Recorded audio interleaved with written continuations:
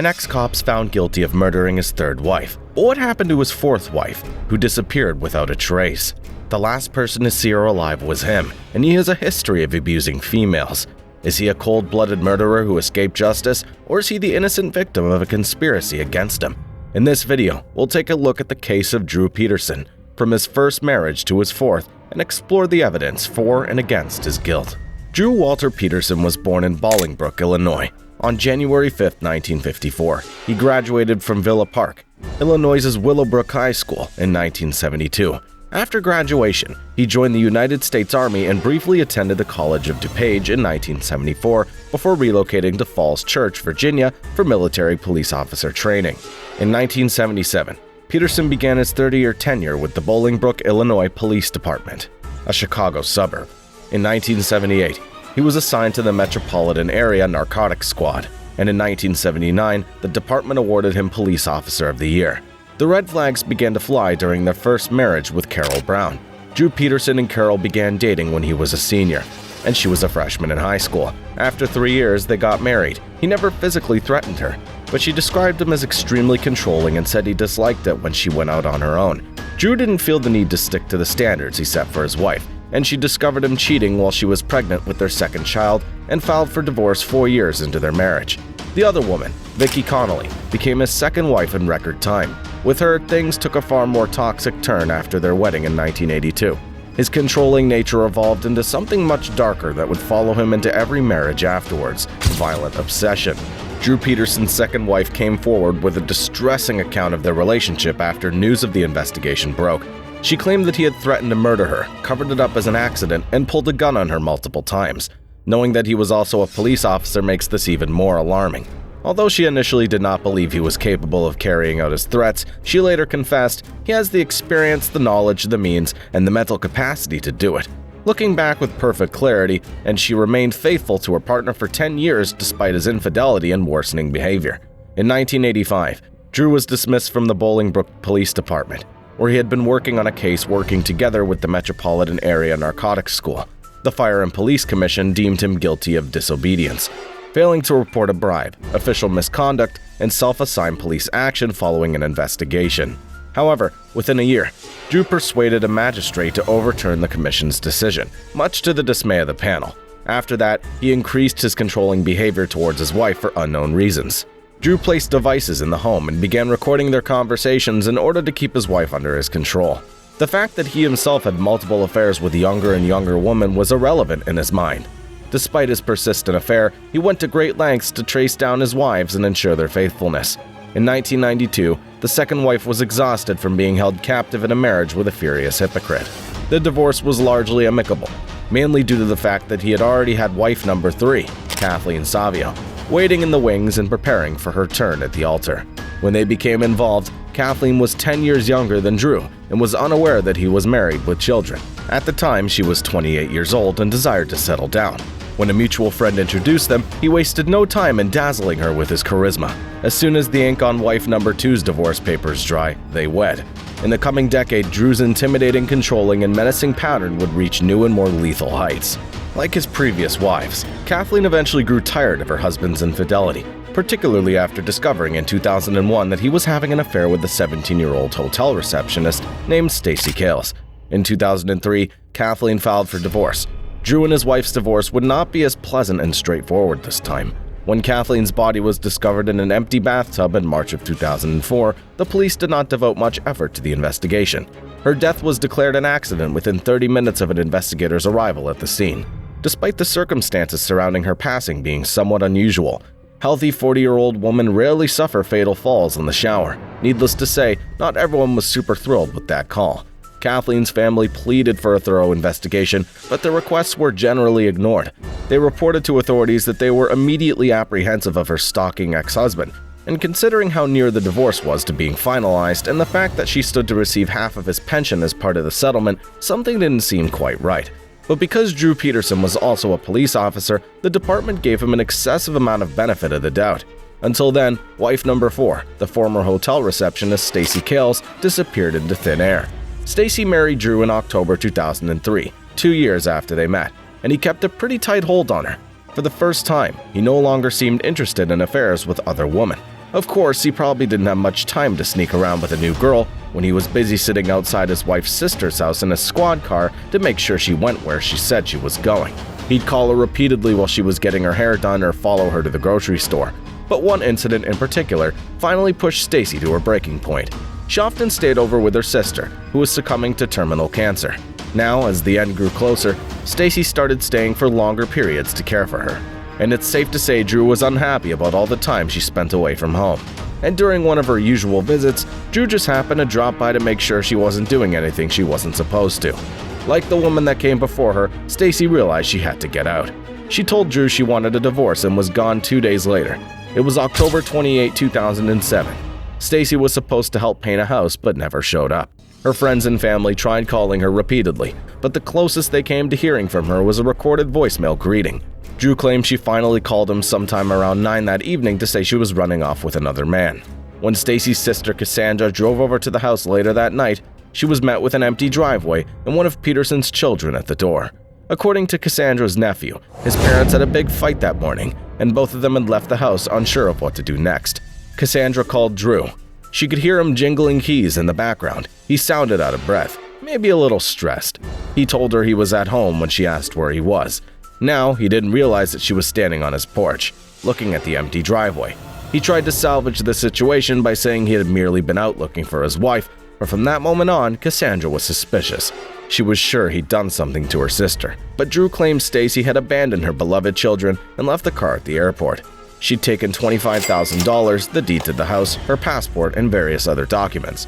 But she packed nothing else for the trip, which was allegedly meant to be a vacation in Jamaica or the Bahamas with a new man. She was gone, he said, but definitely okay. Cassandra listened to his story from start to finish and promptly reported her sister missing. No sign of Stacy Peterson has ever been found.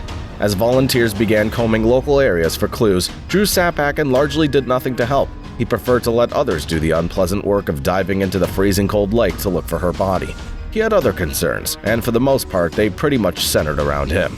His missing wife was already old news in his own mind, no matter how many half-hearted pleas he made to his studio audience about bringing her home. In an interview with People magazine, he was quoted saying things like, "I believe the state's attorney and the cops will be under scrutiny if they don't arrest me, so I'm prepared for it." He also claimed their marital issues were brought on by Stacy's menstrual cycle and mood-altering medication, a claim that literally nobody took seriously. Without much evidence to speak of, though, the hands of Lady Justice were tied, but not completely. With Stacy's sudden vanishing still fresh in their mind, the investigators could look over the circumstances around Kathleen's death with sharper eyes. Hopefully, it would make what they were seeing just clear enough to find the truth.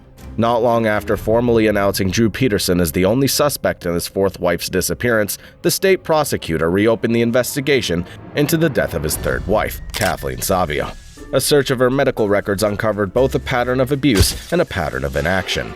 In 2002, she filed a report alleging that she left the wedding they'd been attending to be with her children, and when Drew came home, he trashed the house in a drunken rage. At the end of the report was a note from the responding officer. Female left residence to spend the night at her sister's house. Problem solved. About 6 months later, there was a hospital visit for a head injury that she claimed occurred after Drew slammed her onto the dining room table when she discovered that he was having an affair with a teenager. His violence only grew more intense. There were a total of 18 domestic calls to the Peterson home, and Kathleen was understandably frustrated with the cops, who consistently failed to file reports, even after several injuries, and sent her to the emergency room. Meanwhile, a steady stream of witnesses began to step forward with incriminating statements alleged by the victims themselves. They both lived in similar terror states for the final chapter of their lives, orchestrated by the same smirking face. A male friend of Stacy's described an incident in the weeks leading up to her disappearance where they'd made plans to meet up with a group of people for dinner. She mentioned arguing about the outing with her husband, but the friend didn't think much of it. Until, that is, he noticed the squad car circling the building, completely unannounced and uninvited. Drew briefly strolled into the restaurant and insisted on sitting beside his wife. He then glared at everyone else as if he thought the whole group was dating her or trying to convince her to escape the hellish cult of Drew she'd found herself trapped in. After all, no cult leader appreciates when a devoted member's stolen away. As more reports surfaced, the detectives finally got a significant break in their case, one that no one could have anticipated. If Drew Peterson really did murder his wife, he might have had help. One of the people that eventually came forward was Drew's stepbrother, Thomas Morphy, a man with a fascinating story about what happened on the night of October 28, 2007. Thomas liked Stacy, and when he and his girlfriend lost their jobs, Stacy gave them $125 worth of gift certificates, and the kind gesture was still fresh in his mind. It made his secret even more painful. According to his stepbrother, Drew came to him on the morning of October 27 and asked if Thomas loved him enough to kill him. When Thomas told him that it wasn't the kind of decision he could live with, Drew asked, "Could you live with knowing about it?" Thinking he was talking about Kathleen, Thomas said he'd always assumed that Drew was the one that killed her, but his stepbrother denied it. And then Drew launched into his pitch. Stacy was a problem. She was having an affair and wanted a divorce, and he knew she would end up with everything. Drew just couldn't let that happen. He offered Thomas $200 to rent a storage unit in his own name and keep a certain container in it. He would have to visit the storage facility often to check for any kind of odor leaking through the container. Of course, but he estimated the coast would be clear to move it again after about 6 months. Obviously, his stepbrother wasn't down with his plan in the slightest, but he didn't really get much choice in the matter despite calling to tell him that he couldn't go through with it. When Drew showed up in the morning, Stacy went missing and insisted that he needed his help moving something. He just couldn't find a way to say no. And that was how Thomas Morphy, according to his version of events anyway, ended up helping Drew carry a large, heavy storage container out of the Peterson house and into the back of a car. Although he didn't see what was inside himself, he had little doubt about what he was carrying. The remains of his sister-in-law. And it wasn't just because of their previous conversation or even because the bin weighed about as much as Stacy did. It was mostly because the plastic absorbed what was left of her body heat and was still warm when they lifted it into the car. Once they loaded the container, Drew dropped Thomas off back at his house before continuing with the alleged cover-up. Thomas immediately confided in a friend that he was distressed and confused with guilt over the part he may have played in Stacy's disappearance. 2 days later, haunted by the heavy weight of what he had done, Thomas unsuccessfully attempted to take his own life. As more details of his account surfaced, Drew and his lawyers went on the offensive. They tried to paint Thomas as a mentally unstable addict with a history of half-baked fantastical stories. In November 2007, 3 years after she died, Kathleen's body was exhumed and re-examined. The more the authorities looked into it, the more her death seemed like a homicide. Firstly, the bruises on her body were more indicative of a struggle than a stumble and fell in the shower. Any wounds should be limited to the locations of impact. Since she was discovered in a fetal position, it was especially puzzling that she had a 1-inch gash on the back of her skull, as this would not be the case if she had fallen straight backwards. It was such an odd injury to sustain from an accident. Even more peculiar was the absence of blood in the bathtub. Anyone whose skull's been severed will tell you that it bleeds profusely. There are many blood vessels around the skull, so wounds in this region frequently appear much worse than they actually are. Then why was the bathtub so spotless, and what could she have possibly struck her head on to cause such a wound? The fact that Kathleen's official cause of death was changed from accidental drowning to murder did not astonish her sister. She had been attempting to inform the police that it was a homicide the entire time, and Kathleen was the source of her information. She told her sister shortly before her departure that if anything were to happen to her, her death would appear accidental. In 2004, nobody listened, but now they were undoubtedly listening. On May 7, 2009, Drew Peterson was apprehended for the murder of Kathleen Savio. Stacy remained unaccounted for, and he remained the sole suspect in her disappearance. At that point, however, she was presumed to be deceased. As the volunteer-led search for her remains continued, state prosecutors prepared for a process that would be exceedingly taxing, fighting to have witness testimony regarding things Kathleen said to them admitted as evidence. The trial would be an uphill battle, but it was a battle they would ultimately win. Friends and family members of both of his wives testified and shared similar experiences. Both women feared for their lives and were persuaded that their respective husbands would cover up their deaths as accidents.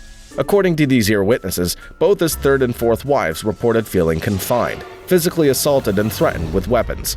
There appeared to be a distinct pattern and intent. The final nail in the coffin of the murder conviction was then driven by a local reverend who had been counseling Drew and Stacy. According to him, 2 months before her disappearance, he encountered a terrified Stacy Peterson at a Starbucks, where she told him a horrifying story.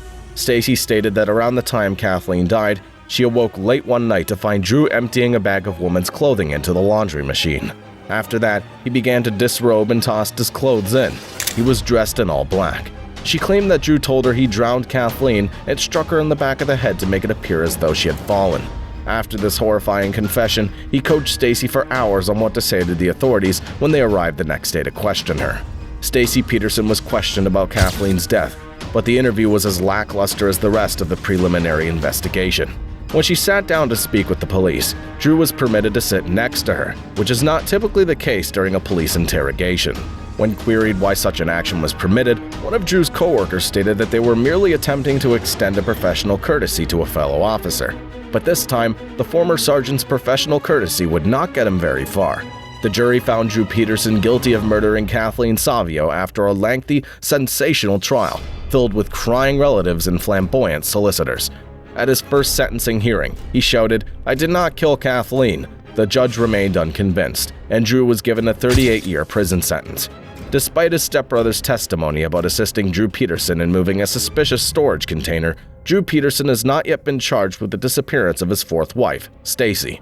Simply put, there's no physical evidence to convict him. However, this could alter in the future if they locate the container or her body.